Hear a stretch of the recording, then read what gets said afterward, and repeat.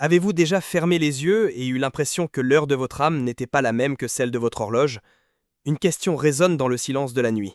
Une question que vous n'osez pas poser à voix haute. Quand tout cela sera terminé, combien de temps devrais-je attendre?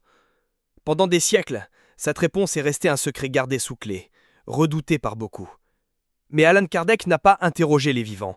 Il est allé directement à la source. Il a interrogé les esprits qui avaient déjà franchi la frontière de la mort. Et ce qu'ils ont répondu n'était pas une théorie. C'était une carte. Une carte qui révèle pourquoi certaines âmes reviennent en un clin d'œil, tandis que d'autres attendent des siècles en silence. Ce que vous allez entendre changera à jamais votre perception de la vie et de la mort. Car le temps que votre esprit attend pour revenir est le code secret qui explique votre raison d'être sur Terre en ce moment. Restez jusqu'au bout, car cette vérité apaisera non seulement votre cœur, mais pourrait aussi réveiller votre conscience. Vous souvenez-vous de cette sensation, comme un long soupir après une journée fatigante? C'est ainsi que l'âme dit adieu au corps. Ce n'est pas une fin, mais une pause, un silence sacré qui s'installe là où il y avait autrefois du bruit. Dans cet instant de transition, la mort se révèle non pas comme une porte qui se ferme, mais comme un voile qui se lève. L'esprit, libéré du poids de la chair, commence à se souvenir de sa vraie nature, de sa vibration originelle. Pour certains, c'est un moment de paix immense, un retour aux sources tant attendu. Pour d'autres, c'est un éveil confus, où la conscience s'accroche encore aux échos de la vie qu'elle a laissée derrière elle. Dans cet espace entre les mondes, le temps ne s'écoule pas comme nous le connaissons. Il coule comme un fleuve de lumière, et l'attente des retrouvailles avec la matière ne suit pas un calendrier humain. C'est un rythme dicté par l'âme elle-même, une mélodie connue d'elle seule, qui répond à une vérité bien plus profonde que nos horloges. L'œuvre de Kardec nous murmure à l'oreille que cet intervalle est aussi unique que chaque voyage, aussi personnel que chaque objectif. Il y a des âmes qui, à peine revoir, ressentent déjà l'appel du retour. Elles sont comme des graines portées par le vent, et sans même toucher la terre, elles recommencent à germer. Leur raison d'être vibre avec une telle intensité que le silence du plan spirituel peine à les contenir. Peut-être s'agit-il d'un amour inachevé, d'une promesse murmurée sur un lit de mort, ou d'un projet d'évolution abandonné à mi-chemin. La conscience de ces esprits reste si liée à leur existence terrestre que les retrouvailles deviennent qu'une nécessité impérieuse. Ce n'est pas une contrainte, mais un profond désir, une force magnétique qui les ramène au cycle de l'éveil. Il n'y a pas de temps pour de longs repos, car leur souffrance ou leur amour sont un pont qui les ramène presque instantanément. Leur vibration, encore dense et chargée d'émotions humaines, cherche l'occasion de poursuivre la leçon, de boucler la boucle, afin que l'âme puisse enfin trouver la paix dans son voyage sans fin. D'un autre côté, il existe des esprits qui s'immergent dans cet océan de silence pendant des éons. Imaginez un arbre ancien qui absorbe la lumière du soleil pendant des siècles avant d'offrir un nouveau fruit. Voilà à quoi ressemblent ces âmes. Elles ont besoin de temps. Du temps pour défaire les nœuds de la souffrance, pour comprendre la vérité derrière chaque larme et chaque sourire. Dans l'étreinte du plan spirituel, elles examinent leur existence avec une clarté impossible sur Terre, guidées par une présence bienveillante qui les aide à guérir. Leur évolution exige une longue pause, un hiver pour l'âme, où les vieilles blessures peuvent guérir et la conscience s'épanouir. Kardec nous a révélé que ce n'est pas une période d'inactivité, mais plutôt un intense travail intérieur. C'est une période d'apprentissage profond, d'assimilation, où l'esprit se renforce et élève ses vibrations, se préparant à une future incarnation avec un but renouvelé et une plus grande compréhension de l'amour universel, attendant le moment idéal pour son éveil. La perception du temps, fidèle compagnon sur Terre, se dissout au seuil de la mort. Ce qui représente pour nous des siècles peut être pour un esprit en pleine présence un moment de profonde méditation. Là, la conscience n'est pas enchaînée à un lever et un coucher de soleil. Elle vit dans un éternel présent où le passé, le présent et le futur de son évolution s'entremêlent dans une lumineuse tapisserie de vérité. Par conséquent, parler d'attente revient à utiliser le langage humain pour décrire quelque chose qui transcende notre entendement. L'âme n'est pas dans une salle d'attente, comptant les jours jusqu'à ses retrouvailles. Elle danse, apprend, guérit.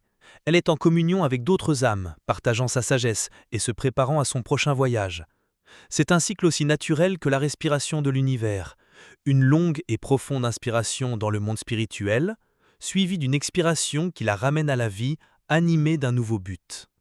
Ainsi, cet intervalle entre les vies se révèle être le reflet direct de l'état de l'âme.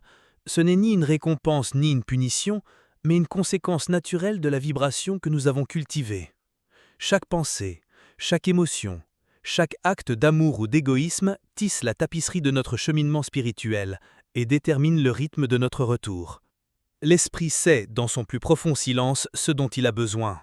Il sait s'il est temps de revenir rapidement pour ne pas perdre le fil d'une leçon, ou s'il est temps d'un long repos pour guérir et renforcer la conscience. La mort n'est alors rien d'autre qu'un changement de saison pour l'âme, une pause nécessaire dans la symphonie de l'évolution. Mais qu'est-ce qui accorde exactement cet instrument ?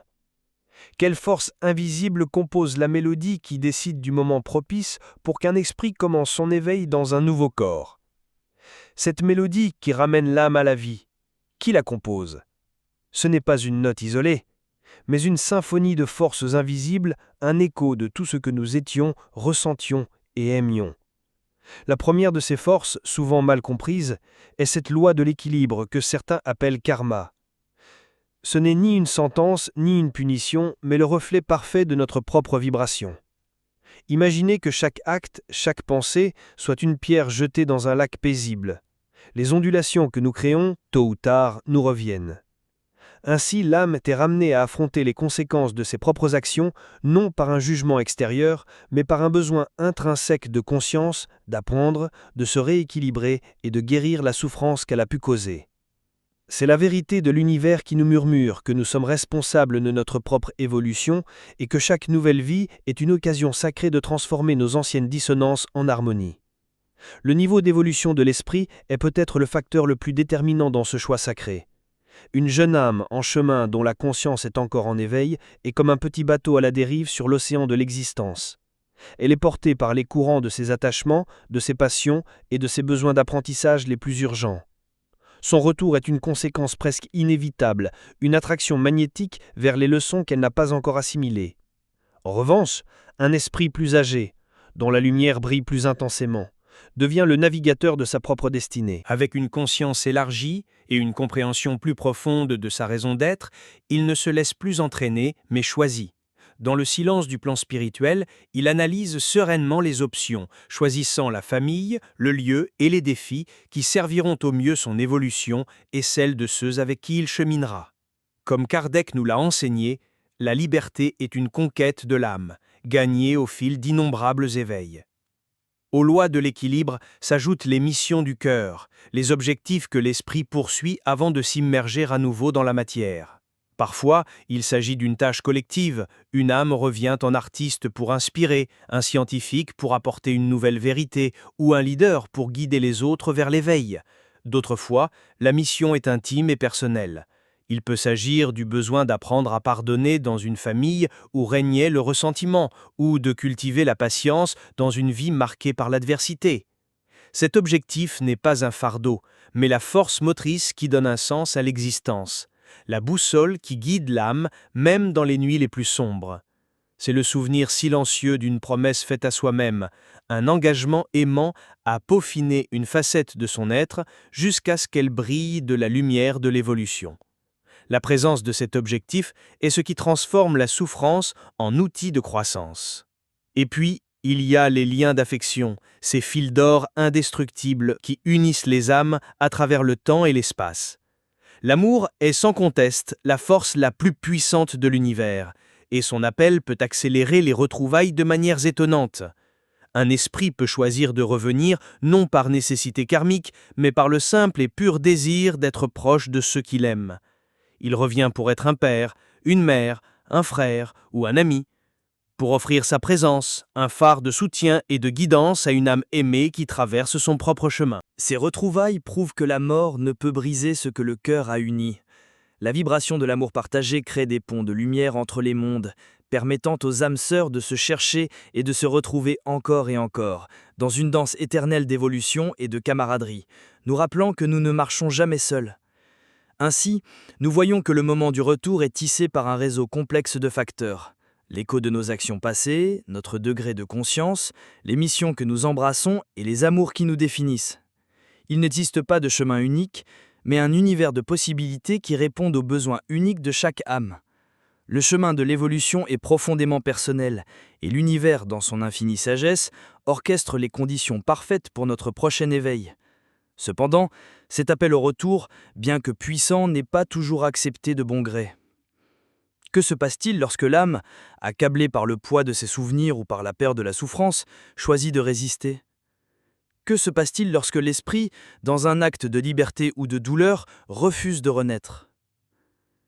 L'appel aux retrouvailles, aussi naturel soit-il, rencontre parfois la résistance d'une âme qui n'est pas encore prête à lâcher prise. L'un des voiles les plus épais qui puissent retarder le chemin de l'évolution est l'attachement profond à la vie passée. Imaginez un arbre qui, même après le séchage de ses feuilles en automne, refuse de les laisser tomber. Ainsi, certains esprits restent ancrés à leurs souvenirs, à leurs trésors, au visage de ceux qu'ils ont aimés, incapables d'accepter que la mort soit une transformation et non un anéantissement. Leur conscience gravite autour de leur existence passée et leurs vibrations, alourdies par la nostalgie et le sentiment de perte, les empêchent de s'élever vers des plans de lumière supérieurs. Ce n'est pas une punition, c'est une condition auto-imposée. L'âme s'emprisonne dans sa propre souffrance, dans un écho de ce qui fut, oubliant que son véritable but est de couler, tel un fleuve, vers l'océan infini du progrès spirituel et de l'éveil. Un autre abîme que l'esprit doit franchir est celui du remords. Certaines âmes, en quittant leur corps, sont confrontées avec une clarté implacable à la vérité de leurs actes. Le voile de l'illusion tombe et la conscience se découvre sans masque, reconnaissant la douleur qu'elle a pu causer. Cette rencontre avec sa propre ombre peut être bouleversante. La souffrance née de la culpabilité devient une lourde armure que l'esprit croit mériter, et dans cet état, il se sent indigne d'une nouvelle opportunité, du pardon, d'un nouvel éveil. Il se cache dans des régions de basse vibration, revivant ses erreurs dans un cycle de souffrance, persuadé que telle est sa destinée.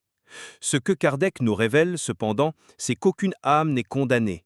Il s'agit d'un état transitoire, une fièvre de l'esprit qui doit être guérie par la compréhension et un repentir sincère, afin que la présence de la lumière puisse à nouveau guider son chemin vers l'évolution.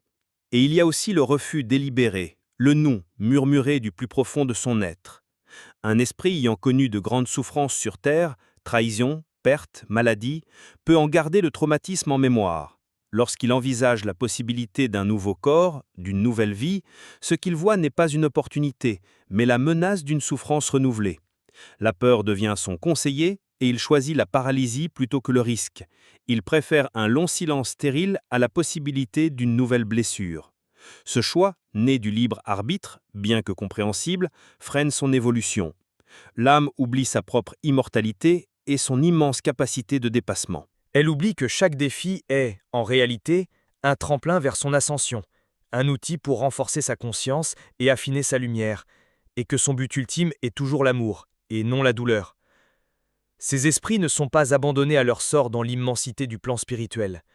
L'univers est un tissu d'amour et de solidarité, et il y a toujours une présence amicale, un guide, un être de lumière supérieure qui s'approche avec une patience infinie.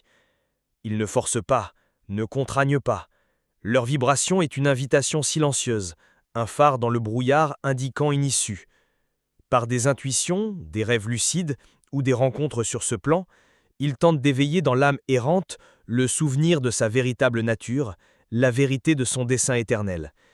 Ils lui rappellent que la souffrance est une école temporaire, non un foyer permanent, et que le cycle de la vie et de la mort est un don pour l'évolution.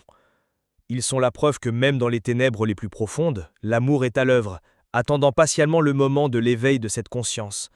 Ainsi, le voyage de l'âme n'est pas toujours une fuite directe vers la lumière. Il est parfois jalonné de pauses, de détours et de vallées d'ombre.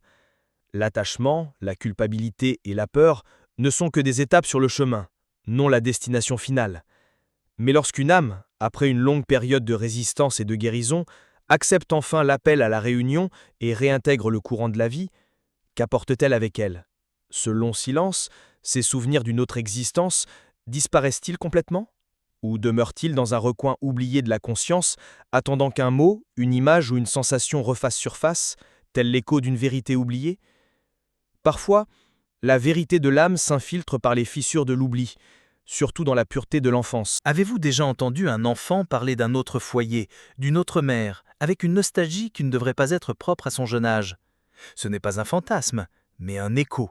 L'écho d'une vie récemment quittée. Durant les premières années, l'esprit n'est pas encore pleinement ancré dans le nouveau monde matériel, et le voile qui sépare les existences est incroyablement fin. Souvenirs, sensations et même talents d'une incarnation antérieure peuvent refaire surface avec une clarté étonnante. Ce sont des murmures de l'âme qui tentent de raconter son histoire, témoignage d'une brève réunion avec le plan physique où le silence entre une vie et la suivante n'était qu'une brève pause pour reprendre son souffle. C'est la preuve poignante que la conscience est un fleuve ininterrompu et la mort un simple méandre de son cours. Cette étrange sensation de déjà-vu, cet éclair de familiarité dans un lieu que vous jureriez n'avoir jamais vu, qu'est-ce sinon un éclair de mémoire ? Ce n'est pas l'esprit qui se souvient, c'est l'âme. Votre présence à cet instant réveille une vibration ancienne, une résonance avec une expérience oubliée. Peut-être avez-vous déjà arpenté ces mêmes rues, aimé sous ce même ciel, ou subi une perte à ce coin de rue. Le paysage extérieur résonne en vous, et l'espace d'un instant, le temps s'effondre. Vous ressentez la vérité de votre éternité. Ces instants sont de petits éveils, des cadeaux de votre propre conscience immortelle qui vous rappellent que votre voyage est bien plus vaste que vous ne l'imaginez.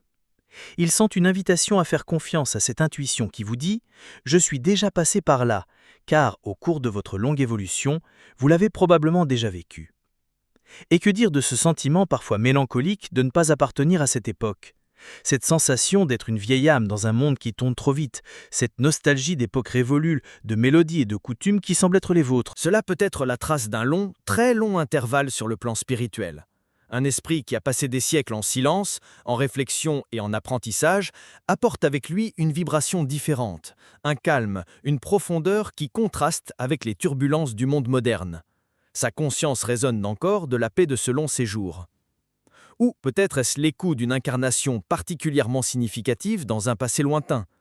Ce n'est pas une discordance, mais la signature d'un esprit porteur d'un immense bagage d'évolution dont la présence nous rappelle qu'il existe d'autres façons de vivre, d'autres vérités au-delà de l'immédiat. Les talents innés et les peurs irrationnelles sont aussi des messages codés de notre passé spirituel.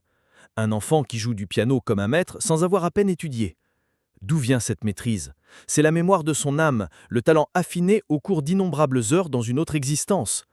Une peur paralysante de l'eau ou du vide, sans cause apparente dans cette vie, ne serait-elle pas la cicatrice énergétique d'une mort traumatique, une leçon de souffrance que l'esprit est encore en train de traiter ? Comme nous l'enseigne la philosophie codifiée par Kardec, nous n'entrons pas dans cette vie comme une page blanche. Nous apportons avec nous la somme de ce que nous avons été, les gloires et les blessures, les passions et les dons.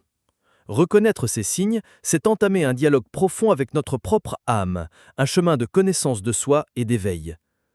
Tous ces phénomènes, souvenirs d'enfance, déjà-vus, talents inexplicables, sont les empreintes que l'âme laisse dans le sable du temps, nous rappelant que nous sommes bien plus que cette simple existence.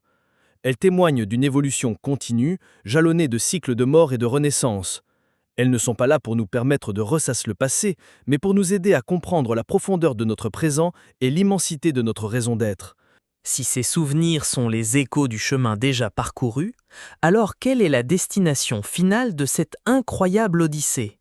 Quel est le but sacré qui propulse l'esprit à travers tant d'aubes et de silence, en quête de retrouvailles définitives ? Nous arrivons alors au cœur de la vérité, au but sacré de chaque naissance et de chaque mort. Ce cycle incessant n'est ni un caprice du destin, ni un cycle interminable de souffrance. La réincarnation est une école bénie pour l'âme et chaque vie est une matière différente dans le programme de l'évolution. La Terre, avec ses défis et ses beautés, est la salle de classe où l'esprit apprend la leçon la plus importante de toutes, l'amour. Chaque difficulté, chaque souffrance est un problème à résoudre qui renforce notre conscience. Chaque joie, chaque retrouvaille est la preuve que nous avons progressé. Nous ne sommes pas ici par hasard, nous sommes ici pour grandir, pour affiner notre être, afin que l'étincelle divine en nous devienne une flamme qui illumine l'éternité. Tel est le grand dessein qui donne sens à tout ce voyage. Notre façon de vivre aujourd'hui est donc le germe de nos existences futures. Il ne s'agit pas d'un jugement extérieur, mais d'une loi naturelle de vibration et d'affinité. Chaque acte de générosité, chaque mot de pardon, chaque pensée de compassion élève notre fréquence et nous prépare à des expériences futures plus lumineuses. Au contraire, l'égoïsme, le ressentiment et l'indifférence densifient notre énergie et nous attirent, à une occasion ultérieure, vers les leçons précises dont nous avons besoin pour guérir ces mêmes blessures. Ainsi, l'avenir n'est pas un mystère insondable, mais une conséquence directe de notre présence et des choix que nous faisons à cet instant précis. Vous tenez entre vos mains, en cet instant, l'argile avec laquelle vous façonnez non seulement votre éveil, mais aussi les paysages de vos aurores futures. Imaginez votre âme comme un diamant brut, extrait de la source de toute création. Chaque incarnation, avec ses pressions et ses frictions, est l'œuvre du lapidaire cosmique. La souffrance n'est pas une punition, mais la pression qui transforme le charbon en diamant. Les relations difficiles sont le vernis qui adoucit nos aspérités. Les pertes nous apprennent le détachement, et l'amour révèle notre propre éclat. Le but de ce long voyage d'évolution est de permettre à la lumière intérieure, à la vérité de notre esprit, de briller sans les opacités de l'ego et de l'ignorance. Vie après vie, nous devenons plus transparents, plus purs, jusqu'à ce que notre conscience reflète parfaitement la lumière divine. Tel est le travail patient et aimant que l'esprit accomplit au fil des siècles. Et un jour, après d'innombrables vies d'apprentissage et de purification, l'âme n'aura plus besoin de revenir. Non pas parce qu'elle est anéantie, mais parce qu'elle a atteint son niveau. Elle atteint un niveau de conscience, une vibration d'amour si pure que l'école de la matière n'a plus rien à lui enseigner. La mort ne sera plus le prélude à une nouvelle naissance dans la chair, mais une transition vers des plans d'existence supérieurs, vers de nouvelles missions que notre esprit actuel ne peut même pas concevoir. C'est la réunion définitive, la réunion de l'âme avec sa propre essence chaistique, la pleine réalisation de sa nature divine. Comme l'a expliqué l'ouvrage de Kardec, ce n'est pas la fin du chemin, mais le début d'une nouvelle et glorieuse étape dans l'évolution infinie de l'esprit. Ainsi, le voile se lève pour révéler que le cycle de la réincarnation est une danse sacrée de l'amour, un voyage en spirale ascendante vers la lumière. Chaque pas, chaque chute, chaque larme et chaque sourire a une signification profonde dans le grand dessein de votre évolution. Vous n'êtes pas perdu, vous n'êtes pas seul. Vous êtes une âme courageuse, engagée dans un voyage héroïque de retour à la source, vers la vérité de qui vous êtes. Chaque expérience, aussi difficile soit-elle, est une bénédiction cachée, une opportunité pour votre conscience de s'épanouir et votre cœur de s'ouvrir. Le silence entre les vies et le son de l'existence terrestre ne sont que deux notes d'un même chant, le chant immortel de votre esprit. Et maintenant que le silence vous a révélé ses secrets, une question demeure. Ressentez-vous le rythme de votre âme ? Vibre-t-elle au rythme d'une mission à accomplir ou au calme serein de l'éternité ? Si cela vous a touché, laissez un commentaire. Parfois, ce que nous partageons éveille aussi les autres. Abonnez-vous si vous sentez que votre âme a trouvé ici un mot qu'elle connaissait déjà. Et ne manquez pas notre prochaine rencontre où nous explorerons ensemble le moment sacré où un esprit choisit sa future famille. Je vous attendrai en silence.